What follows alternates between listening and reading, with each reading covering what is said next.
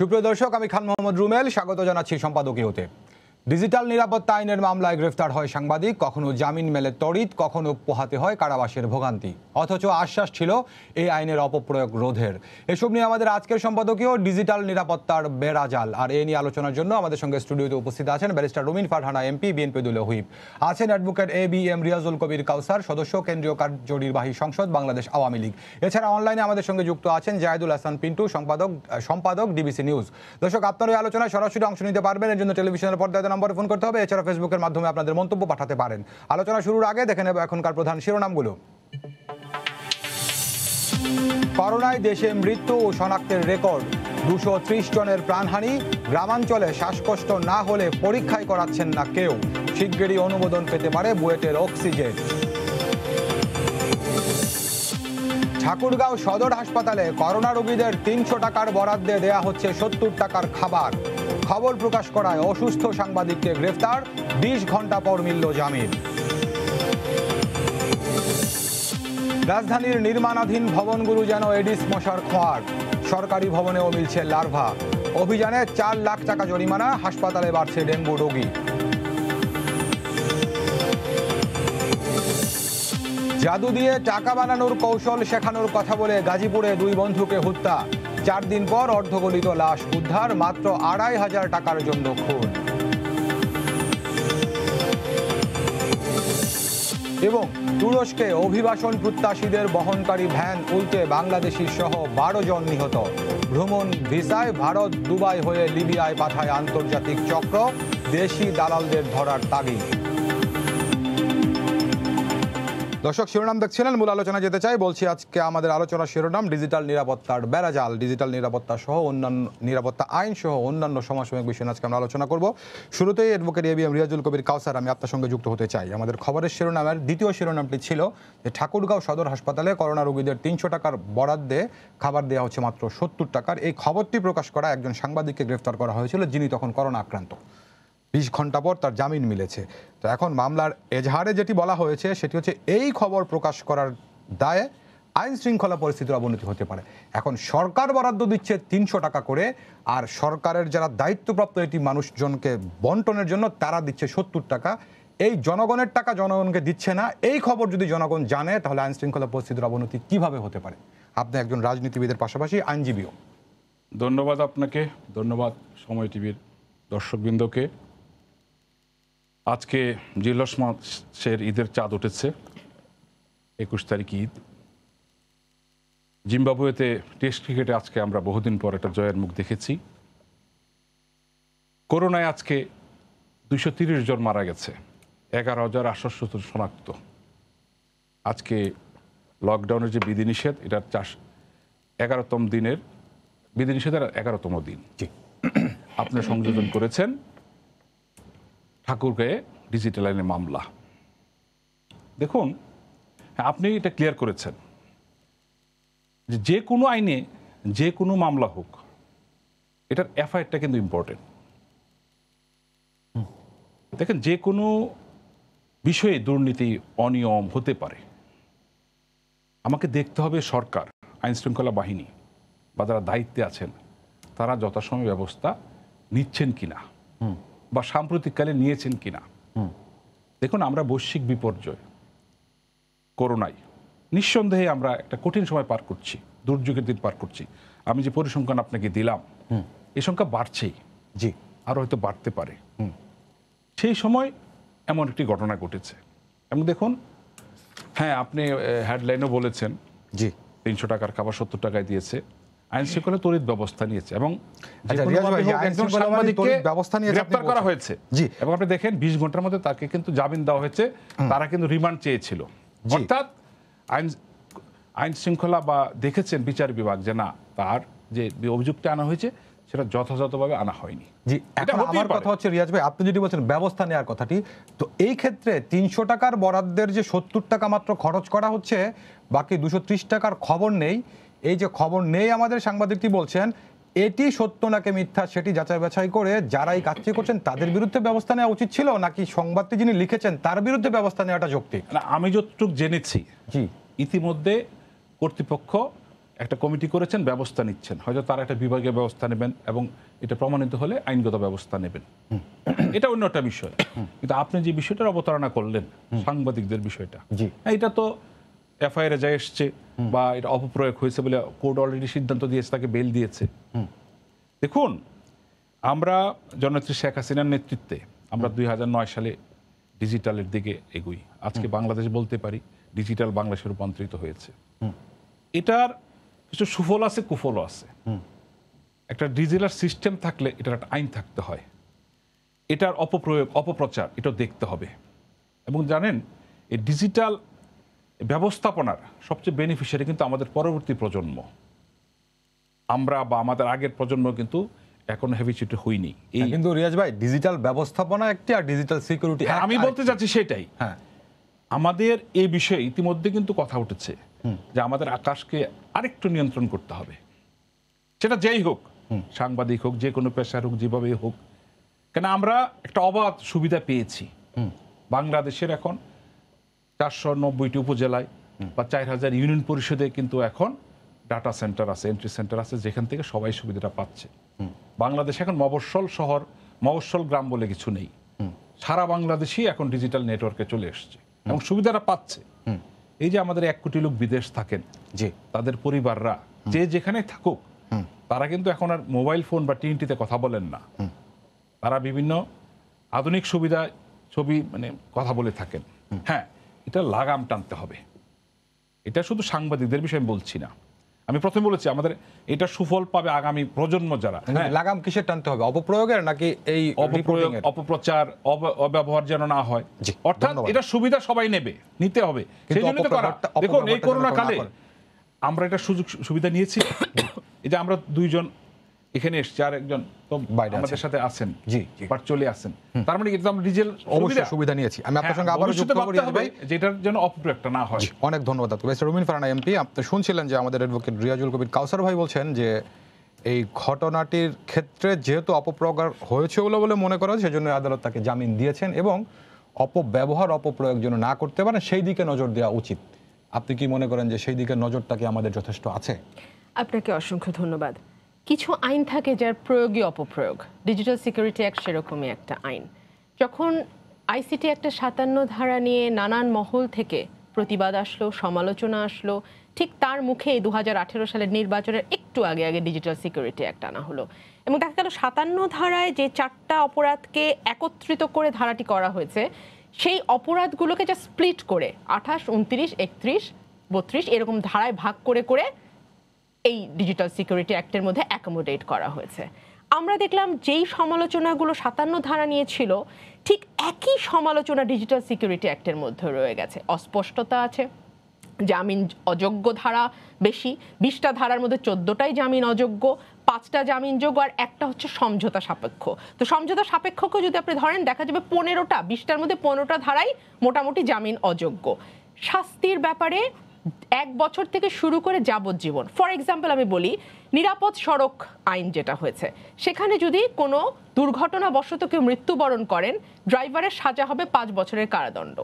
আর আপনি যদি কারো ভাবমূর্তি ক্ষুণ্ণ করেন, আপনি যদি রাষ্ট্রের ভাবমূর্তি ক্ষুণ্ণ করেন বলে একজন পুলিশ কর্মকর্তা মনে করে এবং আপনার বিরুদ্ধে একজন সাংবাদিক হিসেবে ডিজিটাল সিকিউরিটি অ্যাক্টে মামলা হয়, আপনার কিন্তু যাবজ্জীবন কারাদণ্ড হতে পারে, আপনার কিন্তু কয়েক কোটি টাকা জরিমানা হতে পারে, আপনার কিন্তু দুটোই হতে পারে। কারাদণ্ড হবে, আবার জরিমানাও হবে। চতুর্দিকে একটা ভীতির পরিবেশ সৃষ্টি করবার জন্য এই আইনের কোনো তুলনা হয় না। যে কারণে রিপোর্টার্স উইদাউট বর্ডার্সের যে র্যাঙ্কিং হয়, মুক্ত গণমাধ্যমের যে র্যাঙ্কিং, আপনি দেখুন প্রতি বছর বাংলাদেশ পেছাচ্ছে, পেছাতে পেছাতে পেছাতে এখন 180টা দেশের মধ্যে 151তম। আর্টিকেল 19 একটা রিপোর্ট প্রকাশ করছে, যেটা বলছে মাত্র 2 বছরে 451 জনের বিরুদ্ধে এই আইনে মামলা হয়েছে। এই 451 জনের মধ্যে 41টা মামলা হয়েছে 75 জন সাংবাদিকের বিরুদ্ধে, গ্রেফতার হয়েছেন 32। এটা কাগজে কলমের হিসাব। এর বাইরে যে কত সাংবাদিককে নিবর্তনের শিকার হতে হয়েছে, কত সাংবাদিকের উপরে গুমের মতন নিবর্তন নেমে এসছে, কত সাংবাদিককে তেনাফাডা সাংবাদিকের মতন পিটুনি খেতে হয়েছে, আমরা কিন্তু দেখেছি। এবং এই সংখ্যাটি যতটা সামনে আসছে, আড়ালে থেকে যাচ্ছে তার চেয়ে অনেক বেশি। করোনার সময় বলা হয় অবাধ তথ্য প্রবাহের কোনো বিকল্প নেই। এই করোনার সময় কি সবচেয়ে বেশি তথ্য লুকানোর চেষ্টা আমরা সরকারের তরফে দেখি নাই? ফর এক্সাম্পল, গত বছর যখন প্রথম করোনা স্টার্ট হলো, আমরা দেখলাম যখন নোয়াখালী জেলাতে একজন সিভিল সার্জন বললেন N95 মাস্কের যে বক্স আছে সেখানে N95 মাস্ক না দিয়ে সার্জিক্যাল মাস্ক দেওয়া হয়েছে, নর্মাল মাস্ক দেওয়া হয়েছে, মাস্ক কেলেঙ্কারি। সঙ্গে সঙ্গে তাকে ওএসডি করে ফেলা হলো। নার্সরা যখন তাদের খাবার নিয়ে কমপ্লেইন করলেন, কথা বললেন, তখন ঊর্ধ্বতন কর্তৃপক্ষ থেকে আদেশ জারি হলো, নার্স বা মিডওয়াইফারি অধিদপ্তরে যারা কাজ করেন তারা ঊর্ধ্বতন কর্তৃপক্ষের অনুমতি ছাড়া কথা বলতে পারবেন না। এই 2 দিন আগে ঢাকা জেলার সিভিল সার্জন নতুন করে পরিপত্র জারি করেছেন। প্রথমে তিনি নির্দেশ দিয়েছিলেন, পরে তিনি অনুরোধ জানিয়েছেন রোগী বা রোগীর আত্মীয়র সঙ্গে কথা বলা যাবে না। কেন বলা যাবে না? যাতে তারা 10টা হাসপাতাল ঘুরে যে অক্সিজেন পায় নাই এই তথ্যটা যেন মানুষ জানতে না পারে। তারা যে আইসিইউর অভাবে মারা গেছে তাদের স্বজন, এইটা যাতে কেউ জানতে না পারে। যাতে আইসিইউ বেডের জন্য যে 25 জন, 30 জন, 40 জন অপেক্ষমান আছে এটা যাতে কেউ খবর না পায়। কিছুদিন আগে ভারতের প্রধান বিচারপতি খুব চমৎকার কিছু কথা বলেছেন। তিনি বলেছেন গণতন্ত্রের কোনো ফল থাকবে না যদি না কেউ কথা বলার সুযোগ না পায়, কমপ্লেইন করার সুযোগ না পায়। যদি সামাজিক যোগাযোগ মাধ্যমকে আপনি সংকুচিত করেন, যদি মূলধারার গণমাধ্যমকে আপনি সংকুচিত করেন, তাহলে কিন্তু গণতন্ত্রের সুফলটা থাকবে না। গণমাধ্যম, মূলধারার গণমাধ্যম সংকুচিত, মামলা হচ্ছে, গ্রেফতার হচ্ছেন, জামিনে বেরোচ্ছেন, কখনো সময় বেশি লাগছে, কখনো কম লাগছে, কিন্তু গণমাধ্যম কি তথ্য প্রকাশের জন্য কখনো পিছপা হয়েছে আপনার কাছে মনে হয়? দেখুন, গণমাধ্যমকে না ভীষণ রকম বৈরী পরিবেশের মধ্যে দিয়ে চলতে হচ্ছে, এটা অস্বীকার করবার কোনো উপায় নেই। যখন ডেইলি স্টার বা প্রথম আলো সম্পাদক বলতে বাধ্য হন যা বলতে চাই বলতে পারি না, লিখতে চাই লিখতে পারি না, তখন বোঝেন অবস্থা।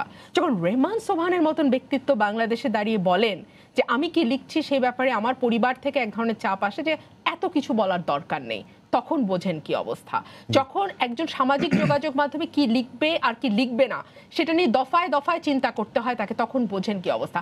মজাটা হচ্ছে এই যে ডিজিটাল সিকিউরিটি অ্যাক্ট, তার প্রস্তাবনায় বলা হয়েছে যে ডিজিটাল ডিভাইস যেহেতু বাংলাদেশে এখন সর্বত্র ব্যবহৃত হচ্ছে, সেহেতু এর দ্বারা যাতে কেউ এফেক্টেড না হয়, যাতে কেউ কারো ব্যাপারে মানে কোনো অপরাধের শিকার না হয়, সেই জন্য আইনটি করা হয়েছে।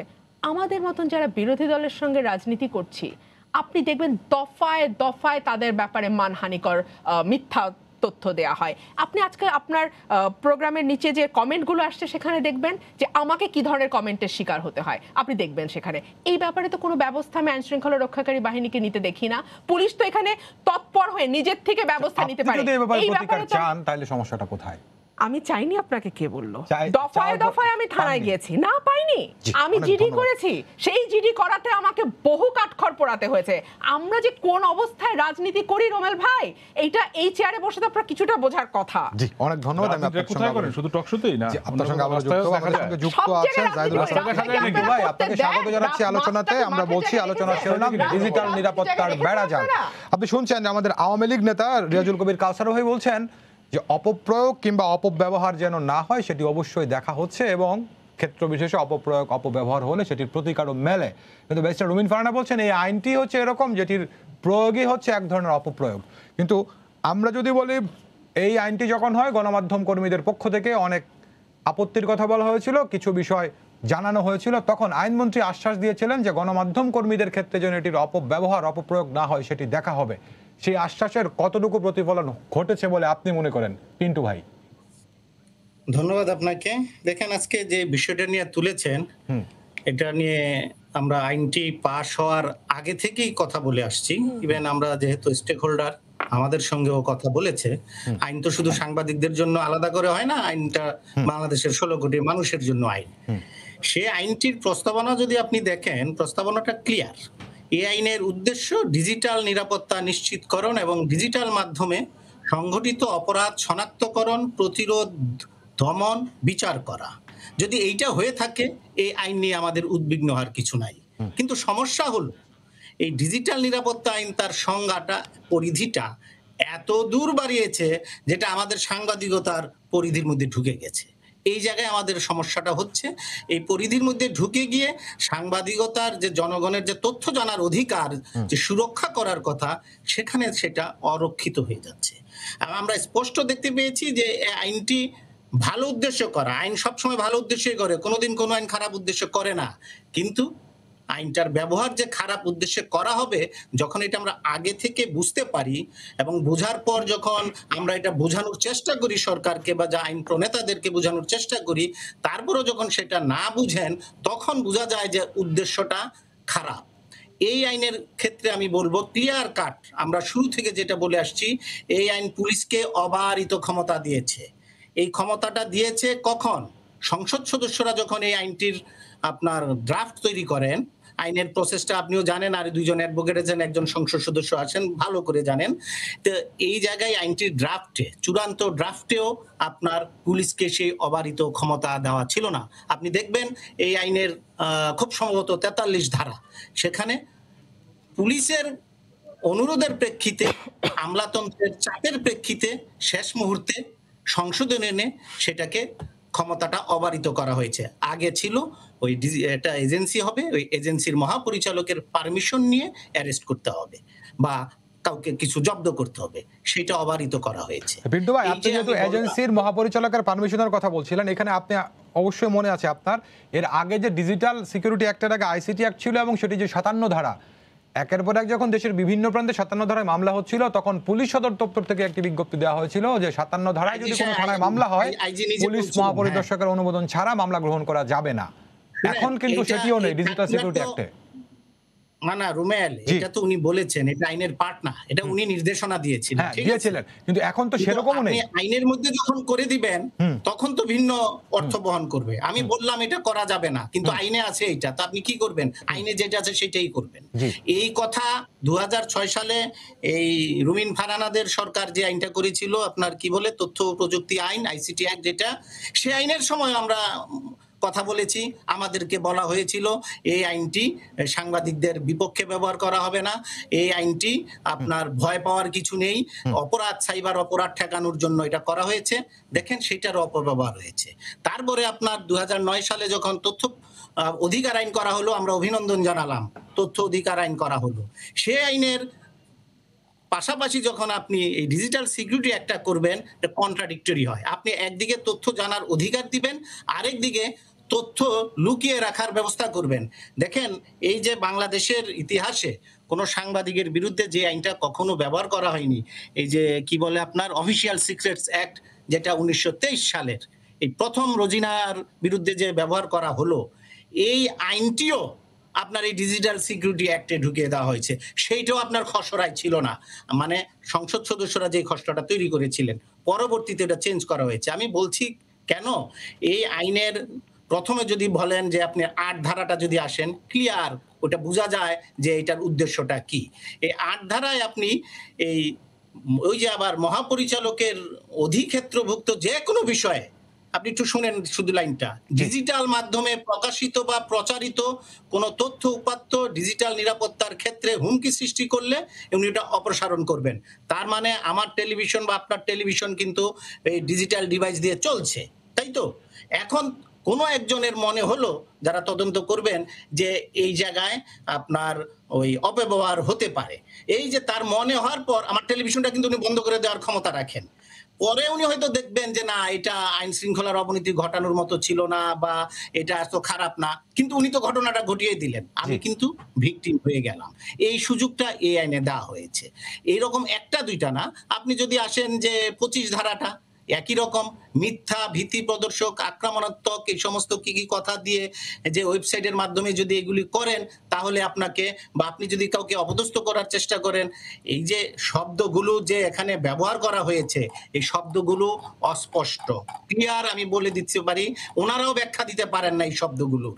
এইখানে এই তারপরে আপনার আইনটাই একরকম আপনার ভীতির পরিবেশ তৈরি করে, বিশেষ করে। কিন্তু ভাই, আমি আপনার সঙ্গে আবারও যুক্ত হব, এই পর্যন্ত থাকুক, আমি পরের আলোচনা আপনার সঙ্গে আবারও যুক্ত। ফোন নিয়ে আসছি আমি। দর্শক, আপনার নাম বলে প্রশ্ন করুন। জি, আমি মোহাম্মদ মুখলেসুর রহমান বলছিলাম, পাবনা থেকে। জি, বলুন। জি, আমার প্রশ্ন ব্যারিস্টার রুমিন ফারহানার কাছে। জি, আইসিটি অ্যাক্টের 57 ধারা যদি অবাধ তথ্য প্রবাহের ক্ষেত্রে অন্তরায় হয়, তাহলে তো উনি একজন আইনাঙ্গনের লোক। সেটি এখন আর নেই, আইসিটি অ্যাক্ট এখন আর নেই, ডিজিটাল সিকিউরিটি অ্যাক্ট নিয়ে কথা বলছি আমরা। জি জি জি, তাহলে উনি আইনাঙ্গনের ব্যক্তি, উনার কি উচিত না যে এই আইনটার বিরুদ্ধে একটা রিট করা? কারণ অনেক আইনই রিট করার পর সেই আইনগুলো খারিজ হয়ে গেছে, বাতিল হয়ে গেছে।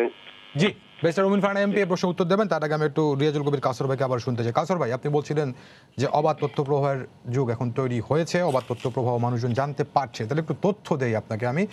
এই যে ঘটনাটি, সেটি হচ্ছে যে 300 টাকার খাবার 70 টাকা। আমার এখানে একজন দর্শক মন্তব্য করেছেন পঞ্চগড়েও একই অবস্থা, 300 টাকার খাবার 70 টাকা। আজকে আমি একটু আগে একটি পত্রিকাতে রিপোর্ট দেখে আসলাম, সেটি হচ্ছে যে টাঙ্গাইলের কালীহাতি স্বাস্থ্য কমপ্লেক্সে ওষুধ, সরকারি ওষুধ মেয়াদ উত্তীর্ণ হয় ফেলে দেওয়ার সময় সেগুলো উদ্ধার করেছেন উপজেলার স্বাস্থ্য কর্মকর্তা। ফেলে দিয়েছেন কে? ওখানকার যিনি স্টোর কিপার। খবরের তথ্য বলছে যে এই ওষুধগুলো হাসপাতালের স্টোরে সংরক্ষিত ছিল, চাহিদাপত্র অনুযায়ী স্বাক্ষর নিয়ে তার থেকে কম সরবরাহ করা হতো, সেগুলো জমিয়ে রাখা হতো, এখন মেয়াদ উত্তীর্ণ হয়ে গেছে, ফেলে দেওয়া, অথচ হাসপাতালগুলোতে ওষুধের সংকট। ব্যাপারটি যেটি দাঁড়াচ্ছে, আপনাদের সরকারের উদ্যোগের কোনো অভাব নেই, আপনাদের সদিচ্ছার অভাব নেই, সরবরাহ আপনারা হচ্ছে সামর্থ্য অনুযায়ী করছেন, কিন্তু সেগুলো যাদের ব্যবস্থাপনার সঙ্গে যুক্ত তারা কিছুই করছেন না। আর গণমাধ্যম যখন এগুলো বলে তখনই তাদের উপর খড়গ নেমে আসে। দেখুন, সারা বাংলাদেশে প্রায় 5 শতাধিক স্বাস্থ্য কমপ্লেক্স আছে, কমিউনিটি ক্লিনিক আছে। আপনি জানেন ইউনিয়ন পর্যায়ে এখন আমাদের একজন এমবিবিএস ডাক্তার দেওয়া হয়েছে, তার অধীনে কর্মকর্তা আছে। হ্যাঁ, অভিযোগ আসতেই পারে। অভিযোগ আসলে আমি প্রথমেই বলেছি, জি, দেখতে অভিযোগ আসলে প্রপার ব্যবস্থা নেওয়া হচ্ছে, আইনগত ব্যবস্থা হচ্ছে কিনা। এই একজন দর্শক মোখলেসুর রহমানের সাথে আমি অ্যাড করে বলতে চাই যে ব্যারিস্টার রুমিন ফারহান শুধু একজন আইনজ্ঞ না, উনি কিন্তু মেম্বার অফ দ্য পার্লামেন্ট, আইন বানান। উনি প্রথমে যে কথাগুলি বলেছেন ডিজিটাল সিকিউরিটি আইন নিয়ে, দেখুন একটা মামলা হলেই তো আর সাজা হয়ে যায় না, কিন্তু মামলার ভোগান্তি কতটুকু আইনজীবী হিসেবে কিন্তু আমাকে আপনি বলতে জানেন। দেন। হ্যাঁ ঢাকা শহরে কোটি কোটি লোক, মামলা তো সবার বিরুদ্ধে হচ্ছে না, হ্যাঁ, তাই না? যার বিরুদ্ধে মামলা হচ্ছে সে তো ভাগ্যবান লোক, তার বিরুদ্ধে মামলা হয়েছে, সে আলোচনা এসছে। যাই ওই প্রসঙ্গে আমি যাচ্ছি না, আমি বলতে চাচ্ছি কি জানেন, রোজিনা ইসলামও ভাগ্যবান। হ্যাঁ, রুজিনা ইসলাম, দেখুন রুজিনা ইসলামের মামলা হয়েছে, কি হয়েছে, ওনার বেল হয়েছে। কোর্ট বলেছে আমার মনে হয় 10ই জুলাই বলেছে তদন্ত রিপোর্ট দেওয়ার জন্য, তারপর মামলার অগ্রগতি হবে, যাই হবে। কি দাঁড়ালো বিষয়টা? উনি মামলা হলে, গ্রেপ্তার হলেই কি ওনার সাজা হয়ে গেল?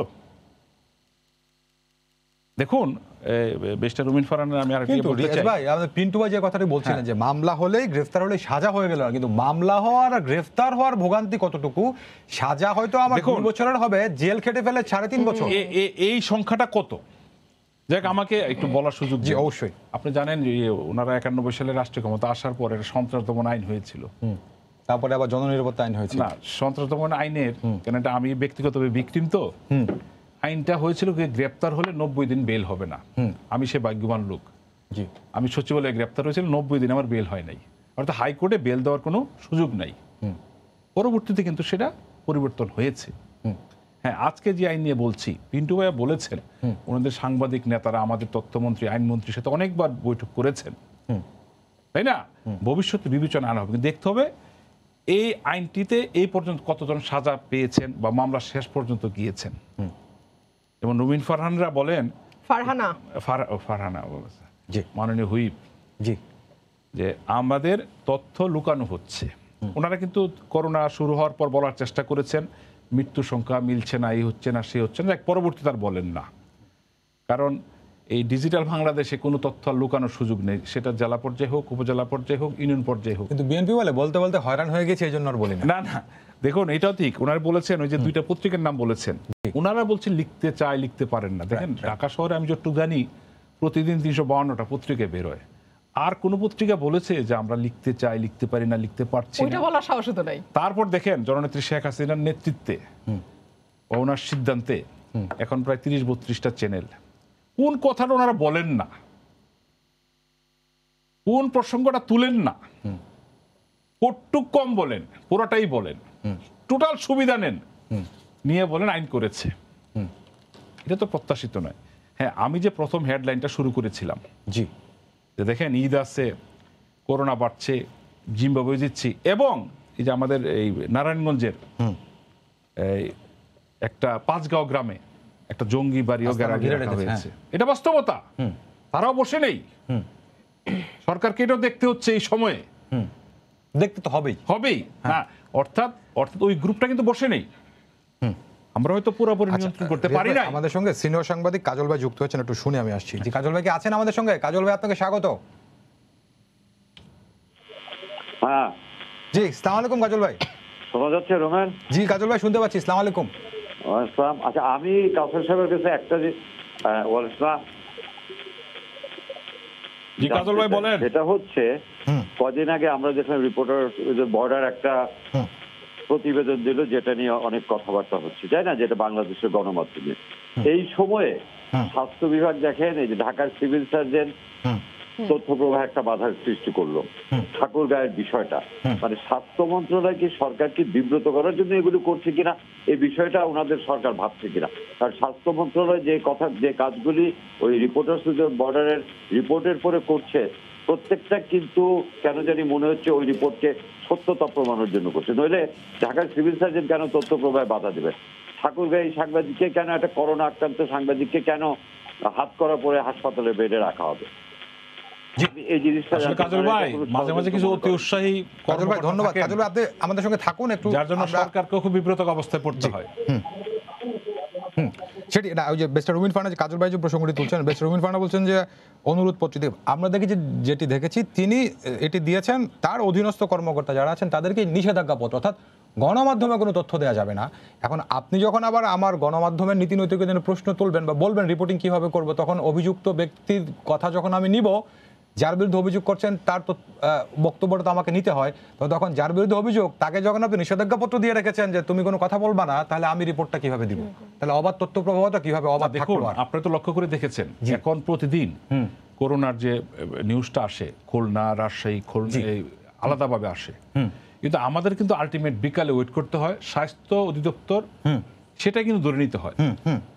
আপনি কিন্তু সকালে কাউন্ট করতে পারবেন না বাংলাদেশে কতজনের মৃত্যু হয়েছে, কতজন সংক্রমিত হয়েছেন। আলটিমেট কিন্তু আমাদের এই মিডিয়া সেলের, স্বাস্থ্য মন্ত্রণালয়ের মিডিয়া সেলে ডিপেন্ড করতে হয় যে ওনারা সর্বশেষ কতটা পেয়েছেন। আসলে সবকিছুর একটা কন্ট্রোলিং অথরিটি থাকেন। নিঃসন্দেহে আমরা একটা দুর্যোগের মধ্যে আছি, তাই না? আমাদের কিন্তু সব করেই এটা করতে হয়, কিন্তু বিচ্ছিন্নভাবে তথ্য দেওয়াতে অনেক বিভ্রান্ত হতে হয়। এখন ঠাকুরগাঁও হাসপাতালে কেন 70 টাকা দিচ্ছেন, 230 টাকা না আপনার পকেটে নিয়ে গিয়ে? এটা আপনি বলেছেন জন্য ঠাকুরগাঁও সাংবাদিক ঢাকায় এসে হাসপাতালের কথা বলেছেন। জি, আপনি তো দেখবেন, হ্যাঁ, এটা যেহেতু আলোচনায় আনা হয়েছে, ইতিমধ্যে ব্যবস্থা নেওয়া হয়েছে তো, এবং অনেক হাসপাতালেই এটা নেওয়া হবে। জি, অনেক ধন্যবাদ। আপনাদের তো অনেক রুমিন ফারহান এমপি দর্শক একটি প্রশ্ন করেছেন, যেহেতু আইনটিকে আপনারা সাংঘর্ষিক মনে করেন, সেটিকে চ্যালেঞ্জ করে আপনারা আদালতে যাবেন কিনা বা যাচ্ছেন না কেন? হ্যাঁ, সেই সঙ্গে আজকে অনেকগুলো বিষয় এখানে আলোচনায় এসছে। আমি আমার ভাই পিন্টু ভাই একটা কথা বলেছেন যে প্রতিটা আইনের উদ্দেশ্যই ভালো থাকে। না পিন্টু ভাই, আমি খুব বিনয়ের সঙ্গে আপনার সাথে একটু ডিফার করি। প্রতিটা আইনের উদ্দেশ্য ভালো থাকে না। আপনি সালটা দেখেন, ডিজিটাল সিকিউরিটি অ্যাক্ট কবে হয়েছে? 2018 সালে, ঠিক নির্বাচনের আগে আগে। 57 ধারা অ্যাজ ইট ইজ এইভাবে এই ফর্মে কবে এসছে? 2013 সালে, ঠিক 14 নির্বাচনের আগে আগে। অর্থাৎ একটা সরকার ঠিক কি ধরনের কার্যক্রম হাতে নিতে যাচ্ছে, ঠিক কি ধরনের পদক্ষেপ দিতে যাচ্ছে, তার আগে তাকে কোন কোন জায়গাতে পূর্ণ কন্ট্রোল নিয়ে নিতে হবে, কোন কোন জায়গাকে একেবারে চুপ করিয়ে দিতে হবে, কোন কোন জায়গা একেবারে শান্ত থাকলে তিনি তার কার্যোদ্ধারটা বিনা বাধায় করতে পারবেন, সেটা কিন্তু বোঝা যায়। আপনি যদি সালগুলো দেখেন, আইনটা দেখেন, সরকারের মোটিভটা কিন্তু খুব পরিষ্কার হয়ে যাবে। আমি বলছিলাম যে ডিজিটাল নিরাপত্তা আইনের যে প্রস্তাবনা, তাতে যে কথা বলা হয়েছে আর তার যে প্রয়োগ আমরা দেখছি, তাতে আকাশ পাতাল পার্থক্য। প্রস্তাবনায় বলা হচ্ছে এক কথা, প্রয়োগ দেখছি আমি কিশোরের উপরে, প্রয়োগ দেখছি মোশতাকের উপরে, প্রয়োগ দেখছি আমি কাজলের উপরে, প্রয়োগ দেখছি আমি তনুর উপরে। যেই সাংবাদিকটা করোনা থেকে মাত্র ভালো হয়ে উনি আবার অসুস্থ হয়ে গেছেন, হাজতে উনি অসুস্থ হয়ে গেছেন, সেই সাংবাদিকটা যেই রিপোর্ট করেছে, এজাহারটা আমি পড়লাম, এফআইআরটা আমি পড়লাম, সেই এফআইআর এর মধ্যেও কিন্তু স্বীকার করে নেওয়া হয়েছে। বলা হয়েছে হ্যাঁ বিচ্যুতি হয়েছে, 2-3 দিন 5 দিন 7 দিন এরকম বিচ্যুতি হয়েছে। সেই বিচ্যুতির খবরটাই তো উনি দিয়েছেন। তাহলে একটা সত্য রিপোর্ট প্রকাশের জন্য যদি একজন সাংবাদিককে হাজতে থাকতে হয়, একজন সাংবাদিককে কারাগারে যেতে হয়, একজন সাংবাদিককে মাসের পর মাস নিখোঁজ থাকতে হয়, তাহলে কোন সাংবাদিকটার অনুসন্ধানী সাংবাদিকতা করবে? দেখুন, যে কথাটি আমার ভাই বলছিল, সাংবাদিকতা কথা যদি আপনি বলেন, তাহলে আমি একটু পেছনে ফিরতে চাই। আপনারা যখন ক্ষমতায় ছিলেন তখনও এরকম অনেক সাংবাদিক গ্রেফতার হয়েছিলেন, অনেক বুদ্ধিজীবী গ্রেফতার হয়েছিলেন, আপনি খুব ভালো করে জানেন। আমি নাম বলছি, পরের খারাপ ঘটনাকে জাস্টিফাই করেন অবশ্যই, কখনোই না, অবশ্যই জাস্টিফাই করেন না, কিন্তু ব্যাপারটা যেটি দাঁড়ায়, তার মানে কি আমরা গণমাধ্যম কর্মী না সব সময় একই রকম অবস্টাকল ফেস করি? না, একরকম করবেন না। করবেন না কেন? যখন একটা জবাবদিহিতামূলক সরকার থাকে, তখন সরকারকে কিন্তু 5 বছর পরে জনগণের কাছে ফিরতে হবে, এই চিন্তা করতে হয়। তখন তার মানে স্বেচ্ছাচারী হবার একটা সীমাবদ্ধতা থাকে। আর যখন সরকারটি পরোয়াই করে না, থাকে পুলিশ প্রশাসনের উপরে নির্ভর করে, ক্ষমতায় আসে পুলিশ প্রশাসন দিয়ে, নিজেরাই বলে যে এখন আমলাদের সামনে আমাদের হাত কচলে গিয়ে দাঁড়াইতে হয়, যদিও ওয়ারেন্ট অফ প্রেসিডেন্সে আমলারা আমাদের অনেক পেছনে, তো সেই সরকার তো এই ধরনের কাজ তাদের কাছে কোনো ব্যাপারই না। আমার ভাই একজন আইনজীবী, উনি খুব ভালো প্র্যাকটিস করেন, আদালতে ওনার সঙ্গে আমার রেগুলার দেখা হয়। তো ভাই খুব ভালোভাবে জানেন যে আইনের ভেরি বেসিক প্রিন্সিপাল হচ্ছে 1000 অপরাধী ছাড়া পেয়ে যাক, কিন্তু একটা নির্দোষ ব্যক্তিও যেন সাজা না পায়। দেখুন, এই যে ডিজিটাল সিকিউরিটি অ্যাক্ট বলেন কিংবা আইসিটি অ্যাক্ট বলেন, একটা আপনি রায় দেখাতে পারবেন না যেটা রায় হয়েছে, নট আ সিঙ্গল ওয়ান। এই আইনগুলো করার উদ্দেশ্য কি? উদ্দেশ্য হচ্ছে যে কিছুদিন জেল খাটানো, উদ্দেশ্য হচ্ছে মানুষকে ভয়ের মধ্যে রাখা, উদ্দেশ্য হচ্ছে মানুষকে চাপের মধ্যে রাখা, উদ্দেশ্য হচ্ছে যাতে আপনি রাষ্ট্রের ভাবমূর্তি, জাতির পিতা, পতাকা, সরকারের ভাবমূর্তি, ধর্মীয় অনুভূতি ইত্যাদি অ্যাবস্ট্রাক্ট কথা দিয়ে না আপনি যে কাউকে যে কোনো সময় বিপদে ফেলতে পারেন। ফর এক্সাম্পল, আপনি যদি সেকশন 43টা দেখেন, বিভৎস ক্ষমতা দেওয়া হয়েছে পুলিশকে। একটা অপরাধ হইয়াছে, হইতেছে, হইতে পারে, হওয়ার সম্ভাবনা আছে, কোনো সাক্ষ্য নষ্ট হইয়াছে, হইতে পারে, হওয়ার সম্ভাবনা আছে, এইরূপ যে কোনো চিন্তার থেকে একজন পুলিশ অফিসার আপনার বাসা, আপনার অফিস, আপনার শরীর সব তল্লাশি করতে পারে, আপনাকে নিয়ে যেতে পারে, আপনার যে কোনো জিনিস জব্দ করতে পারে, তাকে তার ঊর্ধ্বতন কর্তৃপক্ষের অনুমতিরও দরকার নাই। মানে যে কোনো মানুষের বাসা থেকে শুরু করে, দেহ থেকে শুরু করে, অফিস থেকে শুরু করে, everything is in the control of police. Police চাইলেই যে কাউকে এই ধারার মধ্যে নিয়ে ফেলতে পারে। এবং আপনি জানেন না আদৌ আপনার জামিন হবে কিনা, আপনি জানেন না কতদিন পরে জামিন হবে। এবং আজকাল বাংলাদেশে যে ট্রেন্ড আমরা লক্ষ্য করি, আমি বাংলাদেশকে তো বলি গুমতন্ত্র প্রতিষ্ঠা হয়েছে, আমি সংসদে দাঁড়িয়ে বলেছি যে বাংলাদেশ এখন গুমতন্ত্র একেবারে কায়েম করে ফেলা হয়েছে। এই বলতে তো পারছেন, এই গুমতন্ত্রের মজাটা কি জানেন? আমি একলা রুমিন ফারহানা বললে তো, আমি একলা রুমিন ফারহানা বললে তো লাভ নাই, আমি একা বলছি বা আরেকজন বলছেন, একজন বা দুইজন দিয়ে কি আপনি 17 কোটি মানুষের স্বাধীনতাকে যাচাই করতে পারেন? তো যে কথা বলছিলাম, গুমতন্ত্র এমন হয়েছে যে এখন কেউকে যদি আপনি গ্রেপ্তার করেন বা গ্রেপ্তার দেখান, আমরা বলি আলহামদুলিল্লাহ, ওনার পরিবারও বলে শুকুর আলহামদুলিল্লাহ, থানায় তো আছে, আরে রিমান্ডে নেক, মারুক, হাড্ডি গুঁড়া গুঁড়া করে দেখ, টর্চার করুক, যাই করুক, খবর তো পেয়েছি যে বেঁচে তো আছে এবং ফিরে তো আসতে পারে, পুলিশের হাতে আছে। পিন্টু ভাইকে শুনে আমি আপনার সঙ্গে আবার যুক্ত হব, তারপর রিয়াজ ভাইকে শেষ করব। পিন্টু ভাই, এর আগে আপনাকে আমি যেখানে রেখে গিয়েছিলাম সেই জায়গা থেকে আপনি আলোচনাটা শুরু করবেন, তার আগে আমাদের বেশ রুমিন ফারহানার একটি প্রসঙ্গ আপনি একটু টানবেন। বেশ রুমিন ফারহানা বলছেন যে আপনার যে মন্তব্য সব আইন ভালো উদ্দেশ্যে করা হয়, রুমিন ফারহানা মনে করছেন এই আইনটি আসলে কোনো ভালো উদ্দেশ্যে করা হয়নি। পিন্টু ভাই না, আমি ওনার সঙ্গে একমত হতে পারছি না, কারণ এই আইনের আপনার অনেকগুলো ধারা যদি দরকার, মানে ডিজিটাল সিকিউরিটির জন্য তো একটি আইন দরকার, এটা তো অস্বীকার করার উপায় নেই। এখন ওনার আরো বেশি দরকার যে ওনাকে যে ট্রল করা হয়, ওনাকে যেভাবে অপমান করা হয় এই আপনার ডিজিটাল মাধ্যমে, উনি যদি এটার প্রতিকার চান কোথায় যাবেন? ওনাকে তো একটা আইনের আশ্রয় নিতে হবে। তো সেই আইনটা আমরা মনে করি আইনটা জরুরি, ডিজিটাল সিকিউরিটি অ্যাক্ট জরুরি, কিন্তু সেই অ্যাক্টের মধ্য দিয়ে যদি আপনি আমার কর্মক্ষেত্রের স্বাধীনতায় হস্তক্ষেপ করেন, তা আমি বলবো যে এই ধারাগুলো বাতিল করতে হবে। আমরা তো স্পষ্ট বলেছি এই আইনের সব ধারা থাকুক, 8 ধারা, 25 ধারা, 31, 32, 43, 28, 29 এগুলো সংশোধন করেন, কারণ এইগুলো সংশোধন করে প্রো পিপল করেন। এই ধারাগুলোরই অপব্যবহার হচ্ছে এবং এই ধারাগুলি যে অপব্যবহার হবে এটা আমরা আশঙ্কা করেছিলাম আগে, এখন এটার প্রমাণ পাচ্ছি। এই যে ডাটাটা দিলেন রুমিন ফারহানা, আমি যে ডাটা দেখছি এই পর্যন্ত এই ডিজিটাল সিকিউরিটি একটা যত মামলা হয়েছে সাংবাদিকদের বিরুদ্ধে, এই মামলাটা হয়েছে 17%। সংখ্যাটা কম না, প্রত্যেকটাই আপনার মিথ্যা মামলা। মানে মিথ্যা বলতে যিনি মামলা করেছেন ওই যে তিনি মনে করেছেন তার অনুভূতিতে আঘাত লেগেছে বা মিথ্যা তথ্য দেয় তার মানহানি হয়েছে, এইসব মনে করেছেন, অথবা ওই যে ঠাকুরগাঁয়ে যেটা হয়েছে এই নিউজ দেওয়াতে আইন শৃঙ্খলার অবনতি ঘটতে পারে আপনি মনে করলেন। এখন আপনি প্রশ্ন করতে পারেন এই নিউজ আইন শৃঙ্খলার অবনতি হতে পারে কিভাবে? হতে পারে এই নিউজের পরে ওখানে উত্তেজনা দেখা দিল, রোগীরা মারামারি করলো, ভাঙচুর হলো, মানে গরুকে নিয়ে ওই নদীতে ফেলাতে আপনি চাইলে পারেন। তো আমরা বলি কি, এই যে আইনটা আপনার এই ধারাগুলো যে সরকারই করুক, আমি এই সরকার ওই সরকার বলছি না, বিএনপি সরকারের সময় এই ডিজিটাল এই কি বলে 57 ছিল 2006, সেটারও অপব্যবহার হয়েছে। আমি বলছি যে এই জায়গায় আপনি আপনার ভারতের মামলাটা যদি দেখতেন, ইন্টারেস্টিং। ভারতে এই আইনটাই ডিজিটাল সিকিউরিটি অ্যাক্ট না, তো তখন ছিল আপনার আমাদের যে এই তথ্য প্রযুক্তি আইন। ভারতের তথ্য প্রযুক্তি আইনের ৬৬ ধারায় আর আমাদের ৫৭ ধারাটা একরকম ছিল। সেখানে একজন স্টুডেন্ট ফেসবুকে বেলঠেকারের বিরুদ্ধে একটা সমালোচনা দিয়ে পোস্ট দিয়েছিল, তাকে পুলিশ অ্যারেস্ট করে নিয়ে গেল। এরপরে উনি হাইকোর্টে জেনে রিট করলেন, হাইকোর্টের জাজমেন্টটা ছিল ওই ধারাগুলি বাতিল করে দাও। অ্যাটর্নি জেনারেল অফিস বলেছিলেন যে এইটার আর অপব্যবহার হবে না। হাইকোর্টের এই মন্তব্যটা শুনে এইটা এই জায়গায় প্রযোজ্য কেন বলি, দিল্লি হাইকোর্ট যেটা বলল যে সরকার আসবে সরকার যাবে, আইনটা যদি থেকে যায় তাহলে আরেক সরকারে, তুমি বলছো যে অপব্যবহার হবে না, আরেক সরকার যে অপব্যবহার করবে না তার তো কোনো নিশ্চয়তা নাই। সো অপব্যবহার হতে পারে যে আইনগুলো, সে আইনই রাখা দরকার নেই। সে আইনটা তারা আইনের বই থেকে ওই ধারাগুলি বাতিল করে দিল।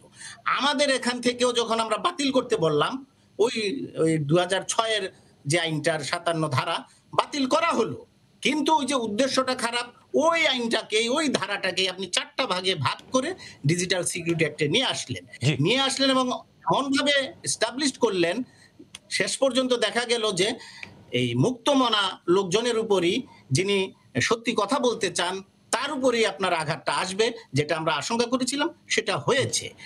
এখন আপনি কি করতে পারেন? এখন আমি মনে করি যে এখনো সময় আছে এই আইনের ধারাগুলো এই সংসদেই আপনার সংশোধন করে বাতিল করে দেওয়া হবে। অনেক ধন্যবাদ আপনাকে শর্মিন ফারহান এমপি। আপনাকে আমি অল্প একটু সময় দেবো, আপনি ১ মিনিট বলেন। আপনাকে ধন্যবাদ। পিন্টু ভাই কিন্তু আমার সাথে একমত হলেন যে আইনটি অসৎ উদ্দেশ্যেই করা হয়েছে। আইনের ধারাগুলো যদি আপনি লক্ষ্য করেন তাহলে আপনি দেখবেন প্রস্তাবনায় যে কথা বলা হয়েছে সেটার সঙ্গে ধারাগুলো সাজুজ্জ্বল, আমি শেষ করি, অর্থাৎ অসৎ উদ্দেশ্যেই আইনটি হয়েছে। পিন্টু ভাই বলছে অসৎ কোন ধারা যদি থাকে যেটি অপব্যবহার হতে পারে সেটিকে বাতিল করুন, আইন নয়। আসেন ৮, ২১, ২৫, ২৭, ২৮, ৩১, ২৯, ৪৩, আপনি তো একটা আইনের পিন্টু ভাই বলছেন যে এগুলো সংশোধন করেন, তাহলে যদি এই সংশোধন হয় রোমেল, একটা আইনের ৫০% উপরে ধারাই যদি শয়তানি ধারা হয় তাহলে আইনের উদ্দেশ্য তো শয়তানি বোঝাই যায়। আর ২ হাইকোর্টের একটু তুলনা করি, ভারতের উদাহরণ আসছে তো, করোনার সময় ভারতের সুপ্রিম কোর্ট বলেছে তথ্য অবারিত করে দাও। যখন রাজ্য সরকার বলছে যে যদি ফেসবুকে কেউ অক্সিজেন সংকট নিয়ে লেখে, যদি ফেসবুকে কেউ চিকিৎসা সরঞ্জামের সংকট নিয়ে লেখে বা চিকিৎসার অপ্রাপ্তি নিয়ে লেখে, তাহলে কিন্তু রাষ্ট্রের ভাবমূর্তি ক্ষুণ্ণ হবে এবং তার বিরুদ্ধে এই আইন প্রয়োগ করা যাবে। সাথে সাথে সুপ্রিম কোর্ট বলছে নো, আমাদের কানে জনগণের কথা পৌঁছতে দাও। একই কথা ২ দিন আগে ভারতের প্রধান বিচারপতি আবারও বলেছে। তিনি বলেছেন যে সরকারের বিরুদ্ধে সমালোচনা মানে রাষ্ট্রদ্রোহিতা না, মানুষকে তার গণতান্ত্রিক অধিকার প্রয়োগ করতে দাও। আর এক সেকেন্ড, বাংলাদেশের প্রধান বিচারপতিকে তলপি তলপা নিয়ে গান পয়েন্টের মুখে দেশ থেকে পালাইতে হয়। দুই দেশের মধ্যে কি তুলনা করব? আর আমাদের করোনা কালে বাংলাদেশে যে সুপ্রিম কোর্ট, এক সেকেন্ড একটা কথা বলে শেষ করি, যখন রিট দায়ের করা হয়েছে, বলা হয়েছে যে একটা কমিটি করা হোক, যে কমিটি সকল জেলায় স্বাস্থ্য ব্যবস্থা নিশ্চিত করবার জন্য কাজ করবে, পরামর্শ দেবে। সুপ্রিম কোর্ট সাথে সাথে হাইকোর্ট ডিভিশন বলছে সব ব্যাপারে হাইকোর্টে নাক গলানোর দরকার নাই, সরকার দেখছে, সরকার দেখবে। দুই সুপ্রিম কোর্টের মধ্যে আসমান জমিন ফারাক। জি, অনেক ধন্যবাদ। আমাদের সমস্যা হয়েছে কি জানেন, আমাদের এই সংসদের আইন প্রণেতা সংসদে যা বলেন টকশোতে তা বলতে চান। টকশোতে তো অনেক ব্যর্থ হবে, ইলেন সংসদে বলেছেন। প্রথম কথা হলো আমরা একটা ডিজিটাল সিস্টেমে আছি, এটা পিন্টু ভাই বলেছেন, আইনটা থাকতে হবে অবশ্যই, এবং সেই আইনটা সরকার করতে চাচ্ছেন। আমি কিন্তু উদাহরণ দিয়েছি, সন্ত্রাস দমন আইনের কিন্তু অনেক পরিবর্তন এসছে, তাই না? হয়তো সময়কালে এটাও আসবে। হ্যাঁ, আর এটাও ঠিক, অর্থাৎ কোনো আইনে কাউকে বিচার আনা যাবে না, দেখতে হবে বিচারের অপপ্রয়োগ হচ্ছে কিনা, কোনো কেউ ভিকটিম হচ্ছে কিনা আইনে, সেটা লক্ষ্য করে দেখেন আপনি গত ৩-৪-৫ বছরে। হ্যাঁ, কিন্তু এই যে পিন্টু ভাই বলছিলেন যে ১৭% মানে মোট মামলা ১৭% সাংবাদিকদের প্রত্যেকটা মিথ্যা মামলা। না দেখুন, আমাকে লাস্ট একটা না একটা মামলা হওয়া মানে সে বিচার। দর্শক একটা প্রশ্ন আমাকে করেছিল, আমি উত্তরটা দিতে পারি নাই, দর্শক সময় পাই নাই। দর্শক বলেছিল আমরা কেন সুপ্রিম কোর্টে গিয়ে চ্যালেঞ্জ করি না। একই প্রশ্ন আজকে আমি রেখে যাচ্ছি। সম্পাদক পরিষদ আইনটি শুরু থেকে এই আইনের সমালোচনা করেছে, একজন সম্পাদক কেন আইনটিকে চ্যালেঞ্জ করলো? খুব সম্ভবত আমরা যেমন মনে করি যে আমরা ন্যায় বিচার পাবো না আদালত থেকে, সম্পাদক এবং সম্পাদক পরিষদও বোঝেন। আমি একটু পিন্টু ভাইয়ের কাছে যাব, আপনি একটু আমার শেষ করেন। পিন্টু ভাইকে আমি যেতে চাই 30 সেকেন্ডের জন্য। দেখুন, আপনারা যেটা বলতে চেয়েছেন, আমাকে দেখতে হবে এই আইন হওয়ার পরে কতজন বিচার পায় নাই। জি, একটা মামলা এফআইআর হলে কিন্তু বিচার হয় না, এটা তদন্ত তার আগে জেল হবে। খেটে ফেলে, জামিন হয় না। দেখেন কোন অজামিনযোগ্য কথাটা বলেন না, সব ধারা। সবই বলছে। আমাকে শেষ করতে হচ্ছে, আমি আর দেখতে হবে পিন্টু সরকার পারিনি, আপনি বিচার বলুন। ব্যবস্থাটা Digital Security Act এ। ঠিক রেখেছে কিনা এবং সেটার প্রতিকার মানুষ পাচ্ছে কিনা, যার বিরুদ্ধে মামলা হচ্ছে সে তদন্ত এবং বিচার। একটা মামলা তো জি, এফআইআর হয় অ্যাডভোকেট না, রিয়াজুল কবির সেখান কাউসার, থেকে বেসরকারি সে ফার্ম এমপি, বিচারের আপনাদের দুজনকে সুবিধাটা অনেক পাচ্ছে ধন্যবাদ। কিনা। আমাদের সঙ্গে যুক্ত ছিলেন জাহিদুল হাসান পিন্টু। পিন্টু ভাই, আপনাকে ধন্যবাদ জানাচ্ছি। দর্শক, আপনাদের সবাইকে ধন্যবাদ জানিয়ে শেষ করছি আজকের সম্পাদককে। আগামীকাল আবারও দেখা হবে রাত 10টায়, দেখার আমন্ত্রণ রইল। শুভরাত্রি।